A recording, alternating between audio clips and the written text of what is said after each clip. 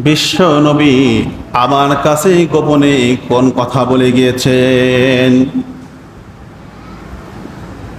আবু হুরায়রা তখন পড়তে লাগলো, আউয়ালান নাস ইয়াকদিমা আলাইহি ইয়াউমাল কিয়ামা। যখন এতটুকু হযরত আবু হুরায়রা যখন তেলাওয়াত করলো, আর এই তেলাওয়াত করার সঙ্গে সঙ্গে হযরত আবু হুরায়রা রাদিয়াল্লাহু তাআলা আনহু অজ্ঞান হয়ে গেল।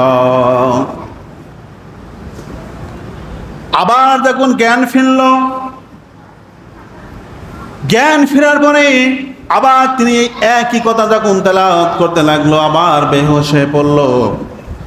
এইভাবে যখন তিনবার যখন আবু হুরায়রা যখন তেলাওয়াত করতে লাগলো, এই তিনবারে বেহুশ হয়ে গেল।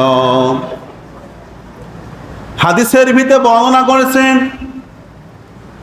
হযরত আবু হুরায়রা যখন চতুর্থবার যখন তেলাওয়াত করতে গেল, তেলাওয়াত করার সময় যখন বেহুশ হতে গেল, এই তাবেঈন ব্যক্তি আবু হুরায়রার গলার উপরে হাতটা দিল।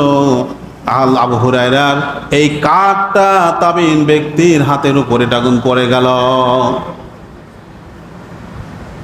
আবু